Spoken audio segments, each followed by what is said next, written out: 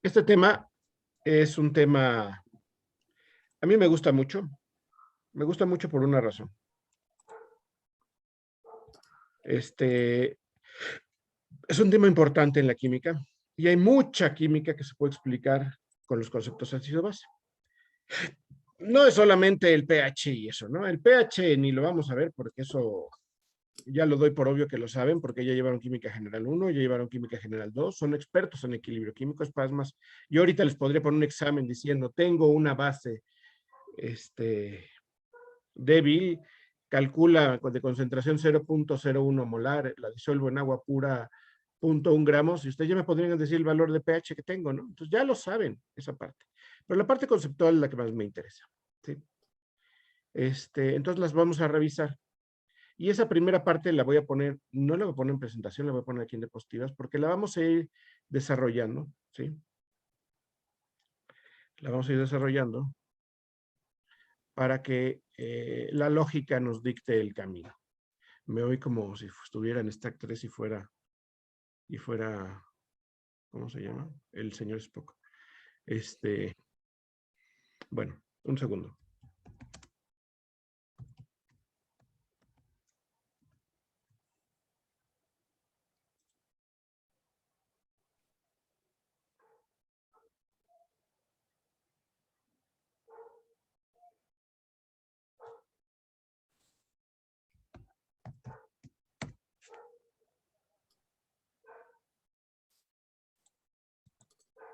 Bueno, vamos a empezar, ahora sí. Si nos vamos a la presentación de diapositivas, aquí yo les pongo definiciones de ácidos y bases, que es lo que estamos viendo. Entonces, hay muchas definiciones que me gustaría revisar muy rápidamente, creo que la mayoría ya las conocen ustedes, vamos a puntualizar cuál es la diferencia entre unas y otras. Históricamente, la definición de ácidos y bases es una definición importante porque es el primer, el primer intento de hacer eh, reactividad química. Y es una reactividad química muy incipiente.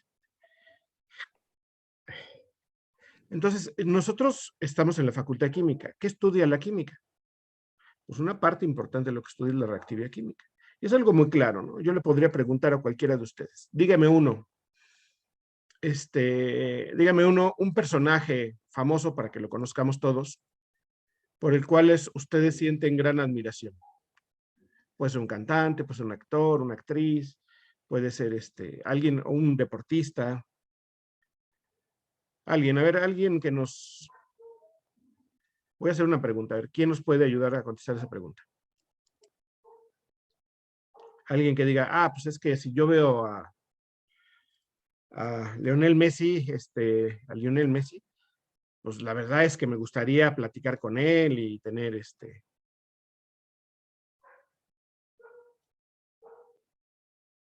¿Quién me dice algo? Aquí en el chat ponen Michael Phelps, gran atleta, sin duda. Michael Phelps, Johansson, Michael Phelps, perfecto, gracias por avisarme que no tenía el chat abierto. Michael Phelps, Johansson. Estás en la facultad y de repente llega un turista despistado y de repente lo conoces al turista y es Michael Phelps y te dice, oye, quiero llegar a la facultad de medicina. ¿Qué le dirías?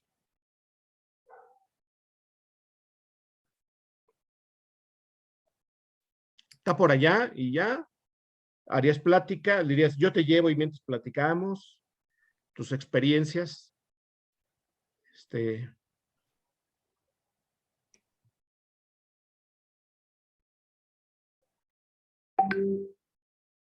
Sin duda lo acompaño y poco a poco intento platicar con él. Esa reacción es la que haría la mayoría de la gente, porque muchas veces las personas que tenemos cierta química, nos gustan sus empatías, pues entonces son las que nosotros hacemos. Eso es lo mismo que pasa con las sustancias. Hay veces que una sustancia la pongo frente a otra y no pasa nada, muchísimas veces. Y hay veces que la pongo frente a otra y sí pasa. Y es una reactiva química. Y no solo eso, también hay características. Michael Phelps, ¿qué hizo Michael Phelps? Ilústrenos, Johansson. ¿Por qué te parece una persona digna de tu plática.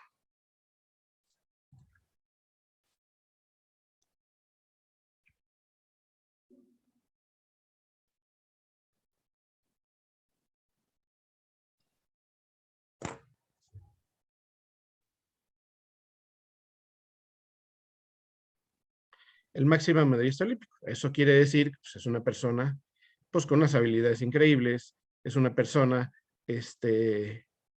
no solo con unas habilidades increíbles, supera muchos obstáculos, tiene una disciplina a prueba, no de hierro ni acero, ¿no?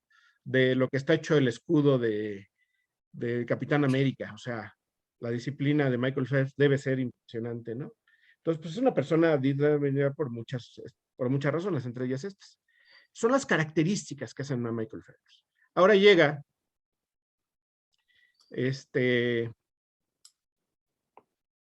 un cuate que es la antítesis de lo que te agrada a ti y te hace la misma pregunta. Oye, quiero llegar a la Facultad de Medicina. ¿Qué harías? ¿Lo acompañarías? Piensa en la antítesis de lo que no te gusta de esa persona. Pues normalmente son personas abusivas, cosas de características desagradables, abusivas, que le van al equipo contrario al que tú le vas. Si admiras a un atleta, pues lo contrario de un atleta, ¿no? Un gordo cochino, una gorda cochina. La verdad, no le digo y le digo que tengo prisa. Bien hecho. Entonces, ven cómo las características diferentes de cada cosa es la reactividad de Johansson en este caso, es una reactividad bastante predecible en humanos. La reactividad química es más escondida. Entonces, ¿cómo hacemos la reactividad química? Pues la primero que empezó es la parte organoléptica. La parte organoléptica lo que nos decía es que la química tiene que ser cómo reacciona uno frente a otro, ¿sí? Y qué características tiene ese uno para reaccionar con ese otro. Y los primeros intentos de reactividad química fueron organolépticos. ¿Qué quisieron organolépticos? Que lo podía detectar nuestros órganos de los sentidos, ¿no? Entonces, lo más fácil fue el sabor. Entonces, cuando nosotros decimos algo es ácido, fíjense, aquí hay dos personas, y no depende de la edad, por eso les pongo una persona más adulta y una persona, y un niño muy pequeño, ¿no? Estos dos están chupando limón, que por cierto, están chupando un limón europeo, no un limón mexicano. Vean, es amarillo, el limón mexicano es verde. El limón europeo es menos ácido que el limón mexicano, no está tan bueno. Entonces, y ya están haciendo caras, ¿no? Las caras típicas de cuando vemos algo ácido. Entonces, una reacción, tenemos una característica, es una característica organoléptica, y eso le llamaron ácido, ¿sí? Ahora tiene muchos problemas esa definición, las definiciones organolépticas tienen problemas generales en la química, menos con la química de alimentos, con el resto de la química tienen problemas severos, por una sencilla razón. Si yo les digo, a ver, dime a qué sabe el ácido cianhídrico, pues nada más tengo que ir, por cada semestre tengo que desperdiciar 1 o 2 alumnos, ¿no? Porque si prueban el ácido cianhídrico, pues, como dicen aquí en Chilangolandia, conjugan el verbo morir. ¿Quién me conjuga el verbo morir? Rápidamente.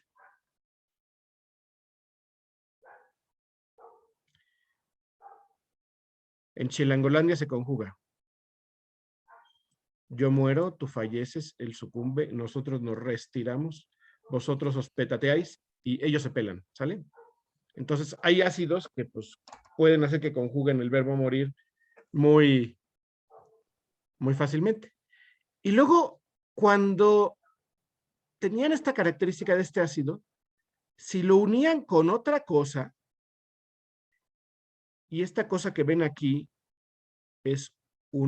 son cenizas, si se fijan tienen papel pH y está azul, eso quiere decir que es un medio básico, es una base, que lo juntaban con lo que se le llamaba los álcalis, que quiere decir ceniza, le quitaba el amargor a todo esto, le quitaba lo ácido, y entonces teníamos una reacción. Ya no estaba tan ácido eso que estaba ácido, ¿no? Entonces podíamos quitarle lo ácido a la comida si le agregábamos cenizas. Y eso, pues ha trascendido en muchas culturas. En la cultura mexicana, La nixtamalización se hace con álcalis, se hace con cenizas. Tradicionalmente, ahora ya no tanto, pero de sus orígenes sí. Y se hace con cenizas y se hace con cenizas. ¿Por qué?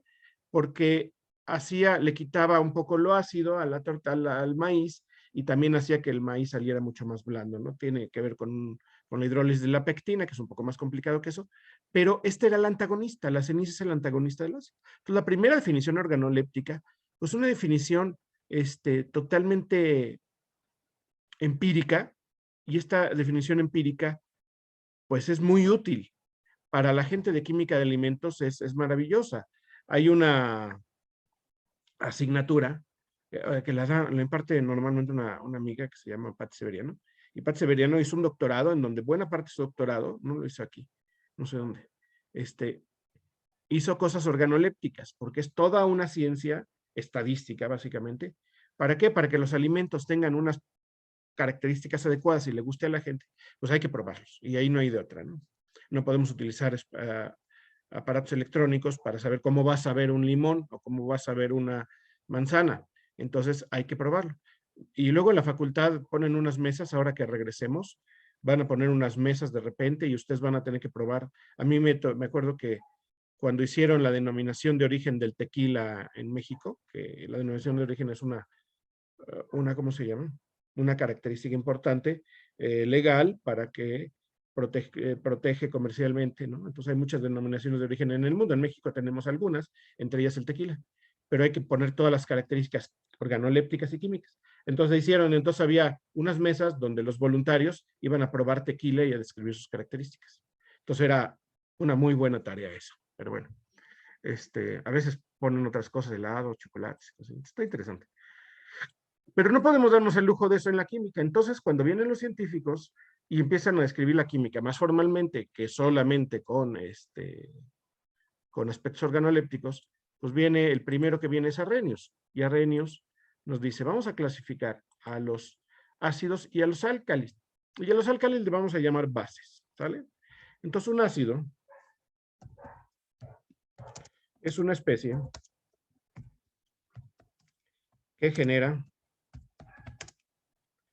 H más en disolución acuosa. Es decir, genera iones hidróneo, ¿sale? Estos iones son los que provienen de la reacción de HCl. Vamos a poner un ejemplo.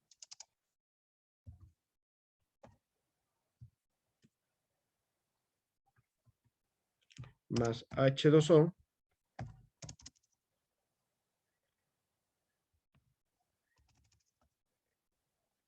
H3O más Cl menos, ¿sale?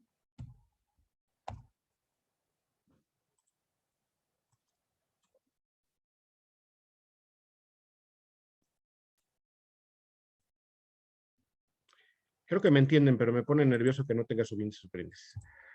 Entonces, pues este H3O más, por obvisión, por serlo obvio, lo podemos catalogar como H más. Entonces, cuando un ácido es una especie que la colocamos en agua, aumenta la concentración de esto, es lo que le vamos a llamar que es un ácido. Y una base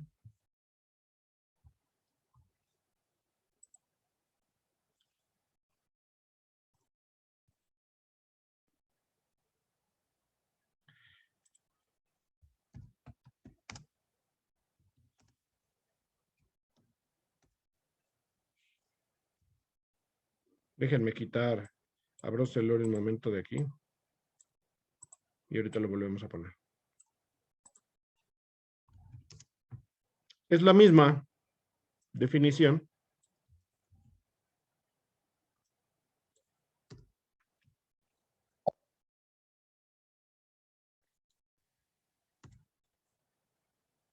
Si se fijan, la misma definición, no, pero en lugar de tener H más, tengo OH menos.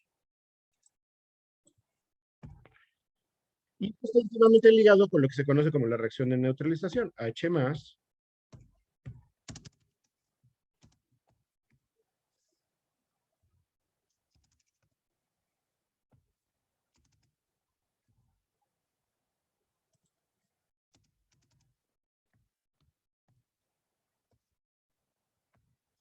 ¿sí?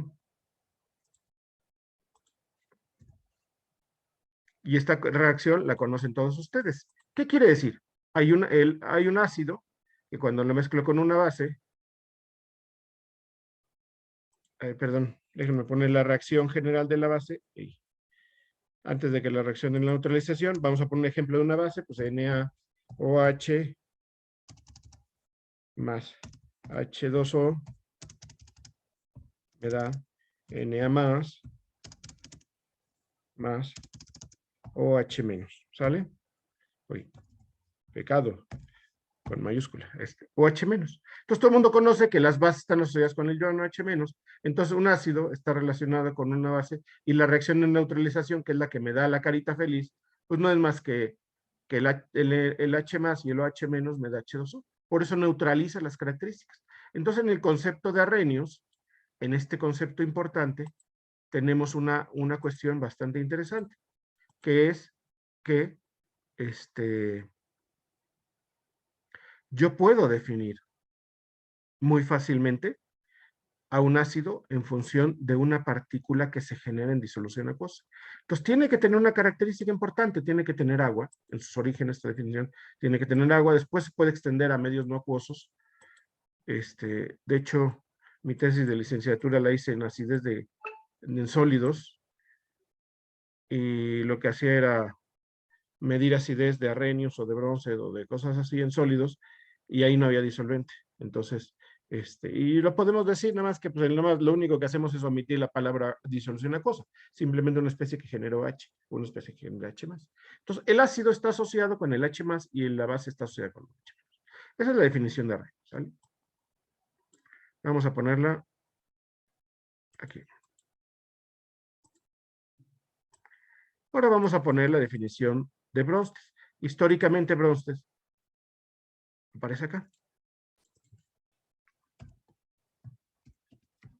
Bronsted la define al mismo tiempo que Lowry, y históricamente hay un acuerdo y pues los dos son los chidos, ¿no? Y pone que un ácido es una especie que genera H más en disolución acuosa. Y el ejemplo sería el mismo. La definición de Arrhenius y de Bronsted en un ácido son exactamente iguales. Pero la definición de base cambia.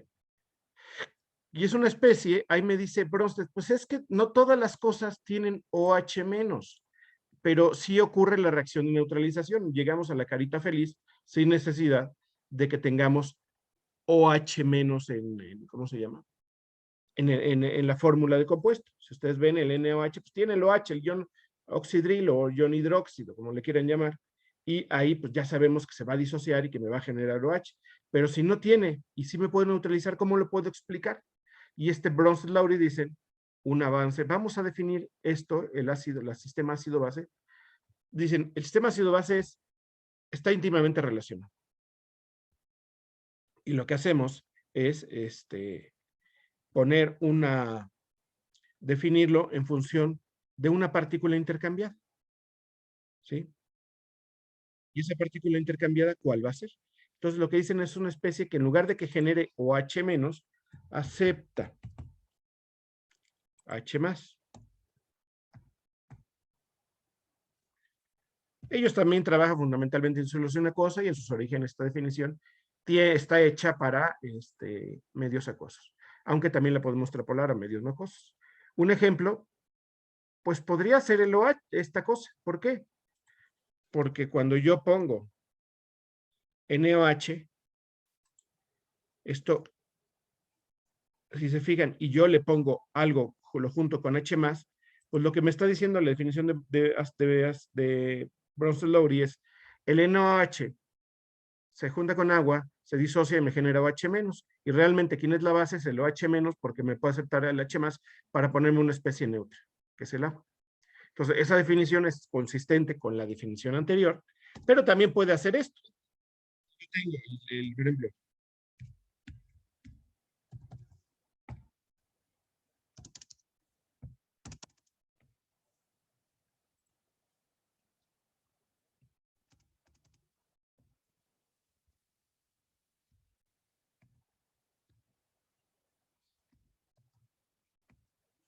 ¿cómo se llama este ácido que tengo aquí abajo? Ácido acético. ¿Dónde lo encontramos?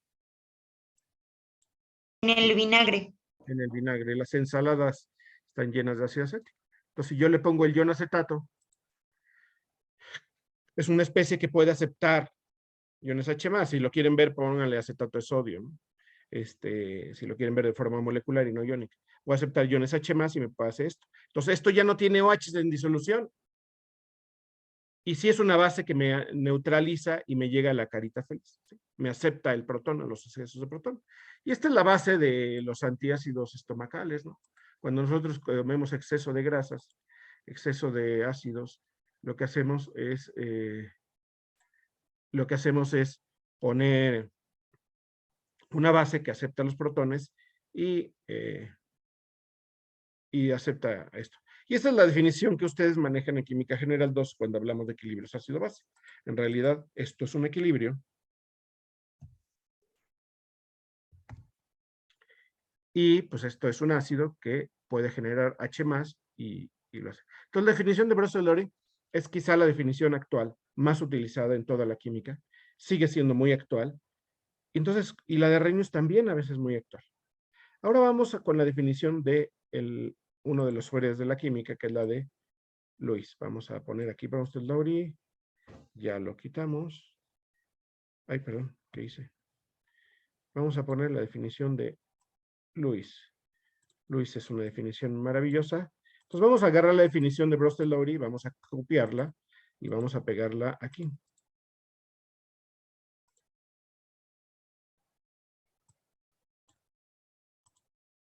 Déjenme hacer un poquito de orden acá.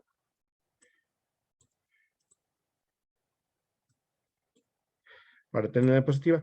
Me gusta irlo construyendo a la vez porque la gente ha dicho que le gusta, que lo digiere mejor que hacerlo así. Entonces aquí vamos a cambiar y vamos a ver las definiciones cuáles son las diferencias con la definición de Lewis. Entonces, lo que estamos hablando aquí son de partículas intercambiadas o partículas generadas. En la definición de Arrhenius, la partícula intercambiada es H+, ¿sí? En la definición de Arrhenius, en base, la partícula intercambiada es OH-, la vamos a poner con naranja, con verde. Aquí vamos a tener el H+ nuevamente, en bronces.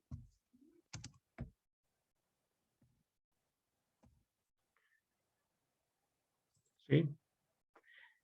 Y la base es la que acepta. Entonces, la partícula intercambiada aquí también es H+.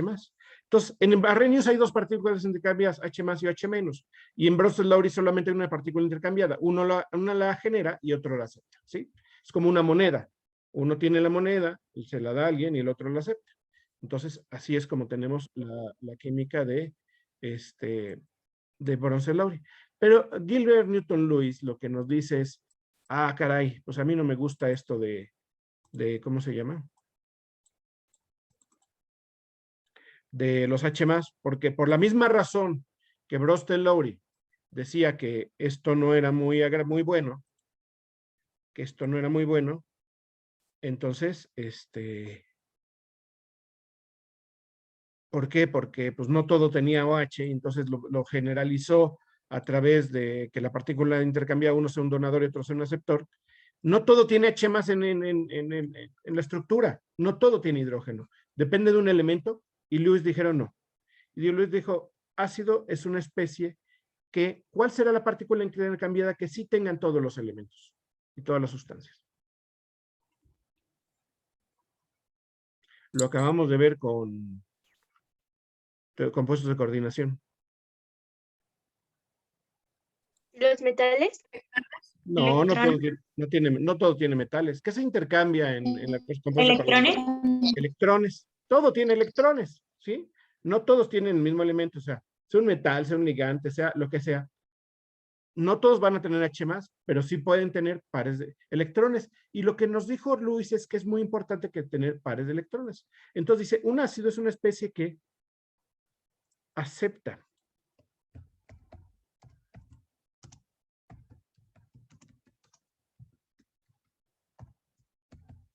y dice, eso de la disolución acuosa no es necesario. Entonces pone un ion metálico, ya vimos teoría de compuestos de coordinación, un ion metálico, vamos a ponerle carga N+, para no comprometernos con ningún estado de oxidación, no me digan que me gusta más el 2 o el 3. Entonces vamos a tener aquí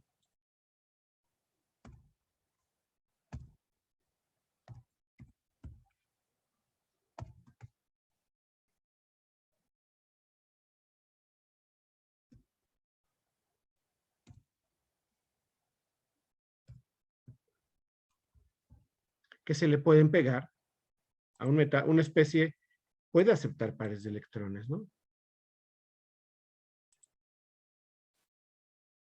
Si lo ven, esto ya lo vimos en compuestos de coordinación, lo acabamos de ver. Entonces, los pares de electrones que está donando el oxígeno, pues tiene aquí un par de electrones, ¿no? Y ese par de electrones lo dona a una especie que acepta, entonces el metal acepta pares de electrones. Entonces, la base es una especie que pues, dona los pares de electrones, ¿no? Eso ya lo vimos, esa definición.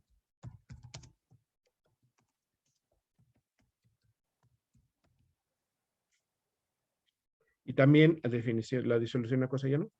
Entonces, si yo me pongo a analizar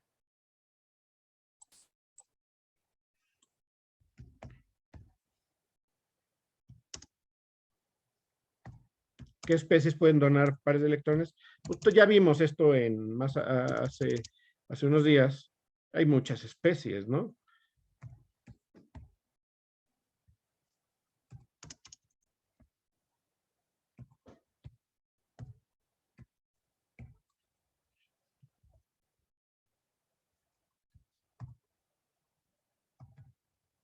No sé qué estoy haciendo. Bueno, ya, lo corregí. Entonces, todas estas especies tienen pares electrónicos libres, que son los famosísimos ligantes, y pueden donar, es al revés, y así.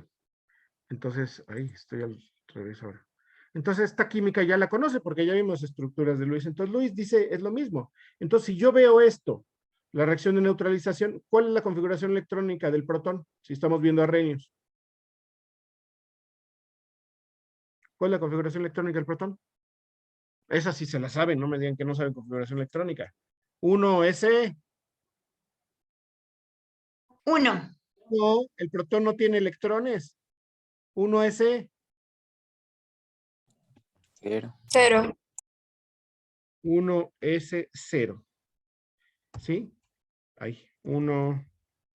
1s0. ¿Sale? Esa es la configuración electrónica del protón. Entonces, ¿cuántos electrones le pueden caber al orbital 1s? 2. 2. Entonces, el OH le puede donar un par de electrones al H+ para completar su capa y de esa manera forma una especie estable que se llama H2O. La definición de enlace covalente, la definición de esa manera podemos ver a esta reacción de neutralización como la definición de un enlace covalente, la definición de ácido base de Lewis, la definición de ácido base de Arrhenius, la definición de ácido base de Bronsted, y todas coinciden, ¿sí? En ese sentido, porque esta especie tiene un par electrónico que le caben. Un ion metálico le caben más, un ion metálico de transición le caben más, por eso pongo aquí una X.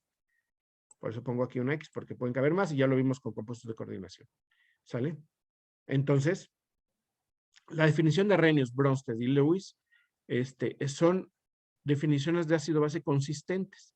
Y como definiciones son algo que alguien se inventó, esos son los autores, y son importantes desde el punto de vista químico.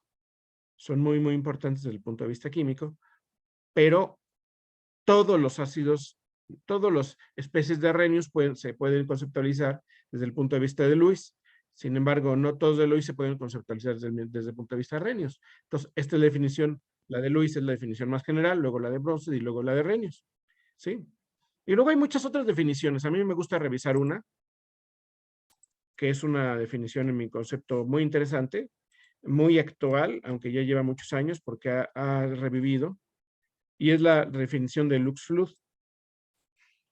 La definición de Lux-Fludd, vamos a colonar la de Lewis para poder definir la de Lux-Fludd.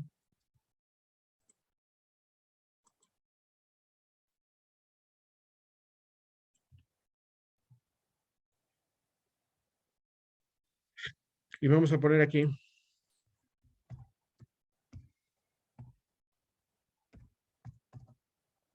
Estos señores trabajaron con materiales diferentes, no trabajan con química en dos soluciones, trabajan con materiales en estado sólido. Y lo que dijeron es que en un ácido y en materiales en estado sólido, díganme ejemplos de materiales en estado sólido. Vamos a quitar los ejemplos de aquí. Esto.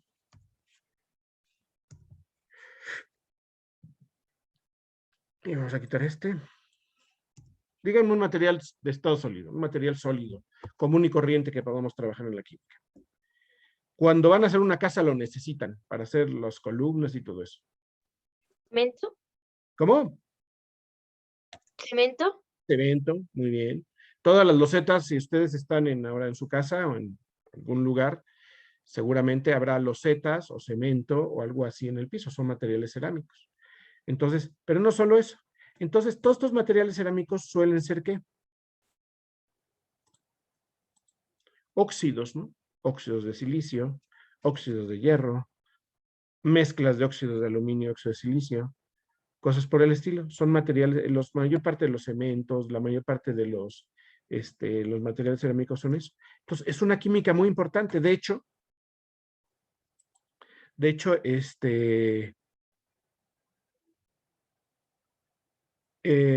México es una de las empresas más importantes de México, es Cemex, que se dedica a eso precisamente, cementos mexicanos. Y déjenme decirle que Cemex tiene una presencia internacional bastante grande. Uno viaja por el mundo y cuando uno tiene oportunidad de salir a algún lado, de repente ve Cemex. Hace ya muchos años tuve la oportunidad de ir a Francia, a París, y me acuerdo que estaba fuera del Museo del Louvre, y afuera del museo está un río. ¿Cómo se llama ese río que está fuera que pasa cerquita del Museo del Louvre? ¿Alguien sabe? Que pasa por el medio de Francia.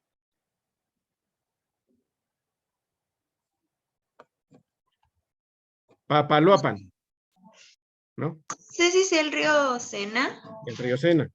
Y por el río Sena es un río muy grande, es navegable, y hay muchos puentes ahí en París, son famosos sus puentes y todo eso.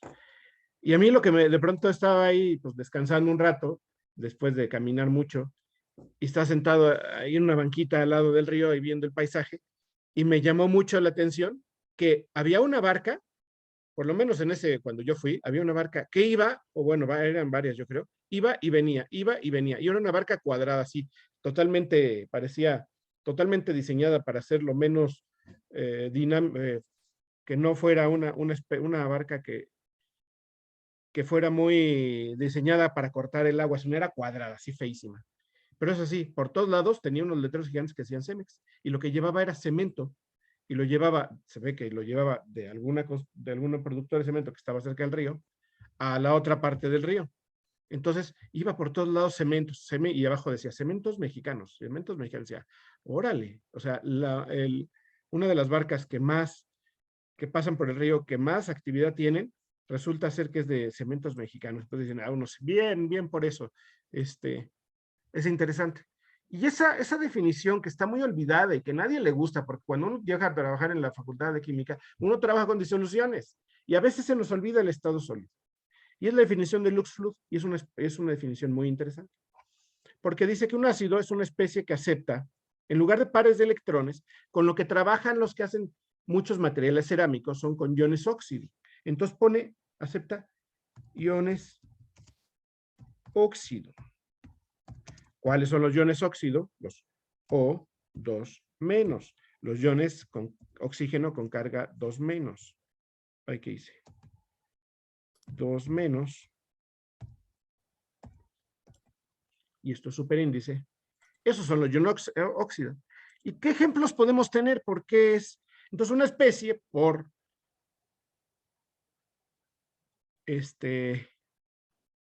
entonces, un ácido es una especie que acepta iones O2 menos. Y una base es una especie que dona iones óxido. ¿Sí? Entonces, vamos a poner ejemplos, porque esto está más extraño de ver. ¿Cuáles son las reacciones que hacen este tipo de cosas? Y por qué este concepto ácido-base, que parece tan particular, que solo depende de iones óxido, que estamos regresando a particularizar cuando Lewis decía que era lo contrario, nos dice esto.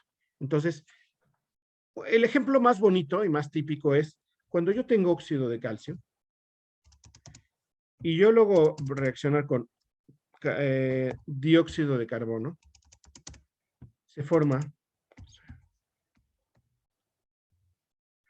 ¿Qué ion tenemos qué especie tenemos a la derecha? Pues el carbonato. ¿De qué metal? Pues del calcio, ¿no? Entonces, ¿quién es el óxido y quién es el ácido y quién es la base? El ácido es el que acepta iones óxido. ¿Quién está aceptando el ion óxido? Pues el carbonato. Si ustedes ponen la fórmula del carbonato es CO3 2 menos. Ya tiene 3 oxígenos. Antes el CO2, ¿cuántos oxígenos tenía? Pues 2. Acepta un ion óxido del calcio para formar carbonato. Entonces, esta sería la base. Esta sería el ácido y este sería el producto de neutralización.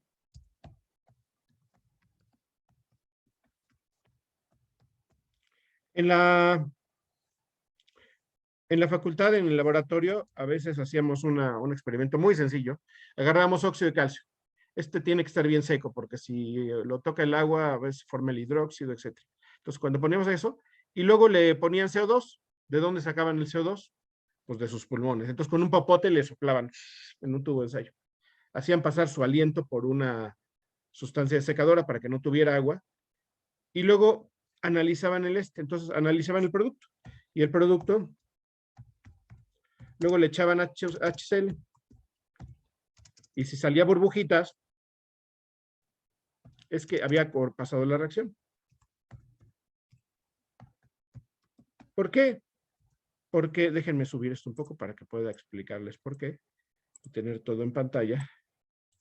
Porque recuerden la vieja reacción del Alka-Seltzer, ¿no? Cuando nosotros tenemos ácido carbónico, cuando tenemos carbonato, y lo hacemos reaccionar con H+, no estoy poniendo la estequiometría ahorita la cambiamos. Vamos a poner de una vez, vamos a ponerla así, ¿no? Tenemos H2CO3, ácido carbónico. Y esta cosa se descompone en CO2 más H2O. ¿Qué quiere decir esto? Que cuando nosotros tenemos carbonatos y lo mezclamos con una cosa que tenga protones, se protona el carbonato para formar ácido carbónico. ¿Sí? Si se forma ácido carbónico, el ácido carbónico no es muy estable y lo que forma es CO2. Entonces, cuando ustedes tienen un refresco y disuelven CO2 en agua, lo que tienen es un equilibrio con bicarbonatos y carbonatos. Cuando acidifican, lo que hacen es que desplazan el equilibrio a la formación del ácido carbónico. El ácido carbónico es inestable y se forma CO2 y agua. Dicho en otras palabras, cuando tienen mucha acidez, se toman un Alka-Seltzer, el Alka-Seltzer o bicarbonato. El Alka-Seltzer que tiene, pues carbonatos. Cuando se cae el estómago, que está muy ácido, se protona, se forma ácido carbónico y ustedes eructan porque generan gas. ¿Sí? Generan este gas. Entonces, probar esta reacción simplemente era echarle un poquito de ácido para que salieran burbujitas, y salían burbujitas a las burbujitas de esto, y con eso tenían la reacción que era hecha. Entonces, esta reacción históricamente a nivel mundial, a nivel historia de la Tierra, tiene mucha relevancia. ¿Sí? Nosotros lo vimos hace mucho, cuando empezamos el curso, que cuando se formó la Tierra, la atmósfera, ¿qué tenía? La atmósfera primitiva de la Tierra. Pues tenía nitrógeno, tenía CO2, mucho CO2, tenía 10,000 veces más CO2 de lo que hay ahora. Tenía algunos otros gases en muy pocas cantidades, que no son relevantes en ese momento. ¿Y qué pasó? Se formó la vida, y la vida empezó a fotosintetizar. Y los algas verde-azules que fotosintetizaban para poder sobrevivir, empezaron a hacer esta reacción que tengo aquí, la reacción de neutralización de ácido base de Lux-Fluid. donde se formaba carbonato y con el carbonato hacían un exoesqueleto. Ese exoesqueleto en el origen de la Tierra lo hacían unas colonias de estas algas verdes azules que se llamaban estomatrolitos. En la actualidad sigue siendo lo mismo, nada más que ahora esas algas verdes azules ya no son las dominantes, las que son dominantes son los corales. Entonces los arrecifes de coral son eso. Entonces las montañas en China, creo que esto ya se los había mencionado hace 1000 años. Sí, déjenme.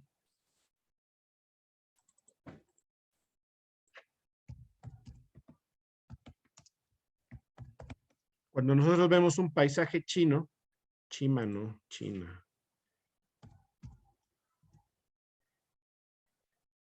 Cuando nosotros vemos un paisaje típico de China, vemos este tipo de estructuras, ¿sale? Vemos este tipo de estructuras, ¿sí? Y este tipo de estructuras, este tipo de montañas, son montañas de piedra caliza. Esto era, antiguamente, hace millones de años, no eran más que,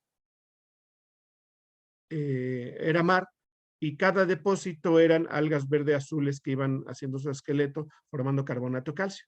Entonces, buena parte del carbonato de calcio que había en la atmósfera está formando montañas y depósitos de piedra caliza en todo el mundo. Los más tradicionales son en China. Bueno, siempre me sale esa porque yo quería ver. Paisaje chino. Ah, no, es que...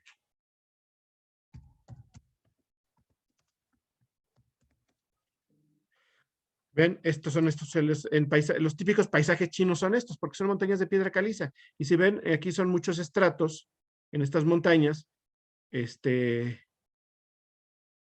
y no eran más que depósitos de algas verde azules, pero por cantidades industriales, ¿no? Todo ese CO2 que estaba en la atmósfera está almacenado en forma de piedra caliza a través de la reacción ácido-base de Lux-Fluid, que es esta. Entonces, si se fijan, el concepto de ácido-base puede tener diferentes definiciones. Y ahora quiero que me diga alguien, aquí hemos visto en un momentito, hemos visto 5 definiciones, ¿no? Y vamos a ver una sexta. 5 definiciones, la organoléptica, la de Arrhenius, la de Lewis, la de Bronsted, la de Lux-Fluid. ¿Sale?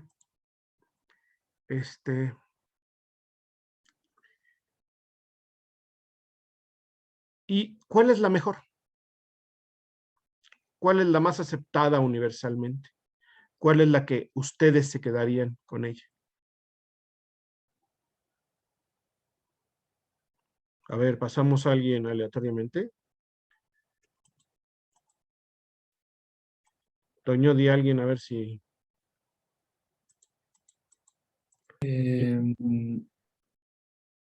Astrid Michelle Telles, la primera persona que vi. Yo. Astrid. ¿Con cuál te quedas? Bueno, yo con la de Bronsted, porque es la que más entiendo. Y porque, bueno, es que en analítica tengo entendido que también se usa porque la de Lewis como que la puedes confundir un poco con con los equilibrios de redox. Entonces, como que a mí me queda un poco más claro con Bronsted, pero todas siento que son buenas. Ok. Ahorita lo discutimos. ¿Quién más?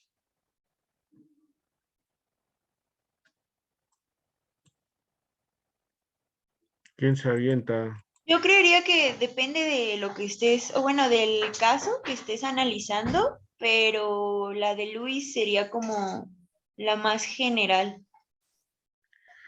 La de Luis es la maestra. Vamos a discutirlo. Si se fijan, la de Luis puede explicar todas. Un ion óxido también tiene un par de electrones y la especie que lo está aceptando, en este caso el carbono, aquí que estoy señalando, pues está actuando como ácido de Lewis y la base es el carbonato, el óxido de calcio que está donando el ion óxido. El ion óxido es una especie que tiene pares de electrones. Entonces, todas las puedo ver a través de Lewis, pero se vuelve oscuro, ¿no? Ya lo decían hace un momento. A veces es complicado, no siempre es fácil de ver. Entonces, para explicar la química, indudablemente la de Lewis quizá es la mejor, sin lugar a dudas, pero si yo estoy hablando de propiedades organolépticas, yo no me voy a ir a ver a Lewis, ¿no? Si yo estoy hablando de una titulación de un ácido con sosa, que la sosa tiene OH, pues no me voy a ir a ver la de Lewis. Si estoy hablando de materiales cerámicos, no me voy a ir a ver la de Lewis. Entonces, depende del ámbito que se utilice. Todas las definiciones son buenas y son útiles, por eso las revisamos. Por eso la definición de Bronsted quizás sea la más común, porque también nosotros somos en la facultad, en los primeros semestres, lo que más ven son Química General 2, que es Bronsted, y lo ven analítica, que los analíticos generalmente usan Bronsted. ¿Sí? Pero no quiere decir que sea lo único ni lo más valioso. Depende del ámbito donde trabajen. La gente de CEMEX te diría, no, LuxFluid es la mejor de todas. Argel Ibarra y ¿cómo se llama? Y el doctor Pfeiffer en el Instituto de Materiales que trabajan con captura de CO2, dirían, la de LuxFluid es la única que sirve, ¿no? Ellos trabajan con captura de CO2, ¿no? Para disminuir el CO2 en la capa en la atmósfera, con diferentes materiales, y trabajan en el Instituto de Materiales de la UNAM. Entonces te dirían eso. Entonces, y los analíticos te dirían, no, la de Bronsted-Lowry. Entonces, depende del ámbito con el que se trabaje. Por eso es importante todas. ¿Qué es lo que tienen en común todas? ¿Cuál sería la definición universal? ¿Qué característica tiene un ácido anaerobio? Que genera el protón. ¿El protón qué característica tiene? ¿Qué carga tiene? Positiva. ¿Y qué característica tiene la base? Negativa. Vamos con Bronsted. Pues es igual. Bronsted y arrenio son iguales en el ácido, positivo. ¿Qué características tiene este? Pues negativa, ¿no? Para que una especie pueda aceptar un protón, tiene que tener un cierto carácter negativo, ¿sí? Para que una especie pueda aceptar un protón, tiene que tener cierto carácter negativo, porque el protón es positivo, ¿sí? Si fuera positivo, no aceptaría el protón porque cargas iguales se repelen. Entonces, vamos viendo que la definición universal, ¿qué tiene? Que lo positivo es ácido y lo negativo es base. Si yo me voy a la de Lewis, los cationes pues, son positivos, son ácidos. Las especies que donan pares de electrones, pues tienen un cierto carácter negativo. Dice carácter negativo, no dice carga formal negativa. Ojo. Entonces, las bases tienen aquí un par de electrones. La fosfina tiene un par de electrones, ¿sale? El OH, pues aquí tiene un par de electrones. El amoníaco tiene un par de electrones. Entonces, tienen cierto carácter negativo y cualquier cation metálico, pues al ser cation, pues ya es positivo. ¿De acuerdo? Entonces, en ese sentido,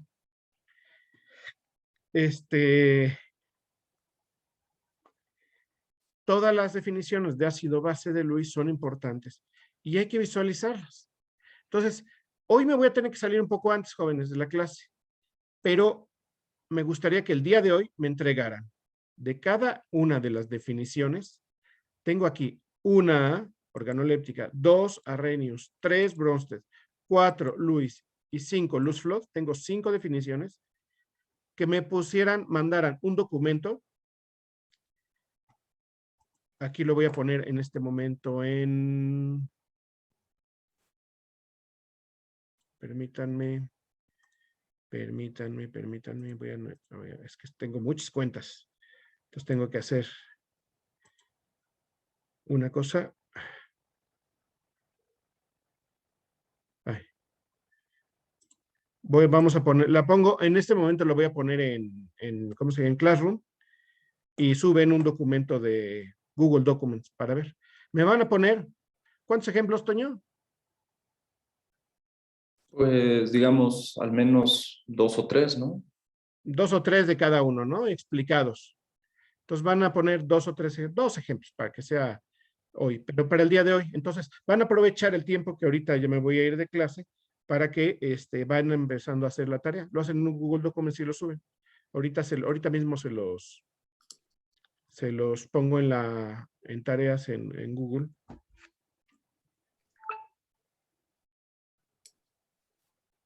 Y lo ven. ¿Queda claro? ¿Dudas? Oh, claro. Entonces, aprovechen ese momento para esto.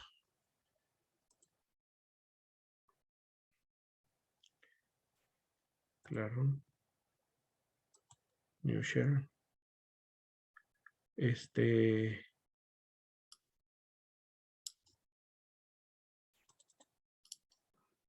no es. Es esta. Y hacemos química inorgánica. Trabajo en clase. Creamos una tarea. Y la tarea es escribir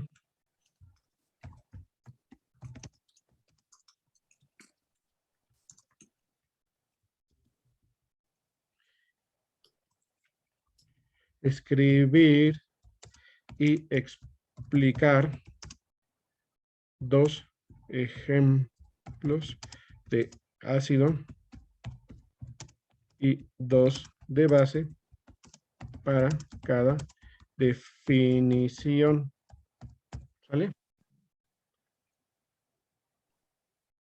Y las definiciones son organoléptica,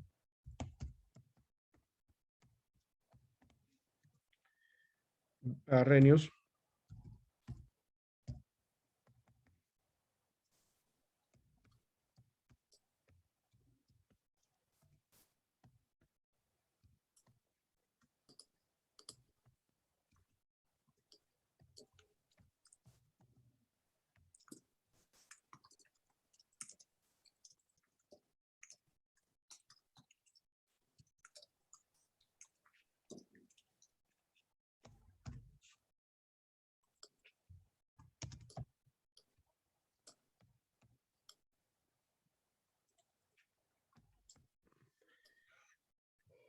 y esto lo vamos a poner para, ¿a qué hora lo ponemos, Toño?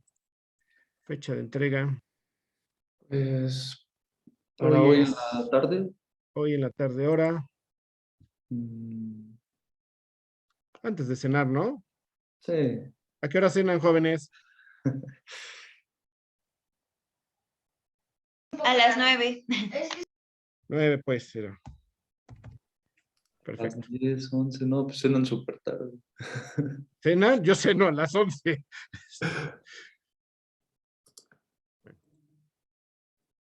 Asignar a todos los alumnos. Pues ahí nos mandan ya la tienen asignada, ahí nos mandan esto, ya la tienen aquí, ¿sale? Entonces, bueno, jóvenes, pues por ahora me despido.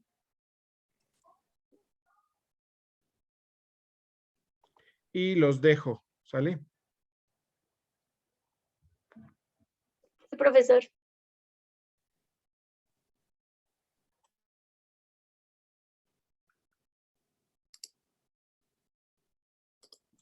Sale, jóvenes, pues entonces nos vemos. Toño.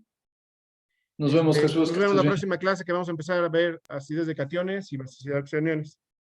Ujú. Bueno, Hasta luego, profesor. Gracias. que estén muy bien. Hasta luego, profesor. Hasta luego, profe. Que sea leve. Bye.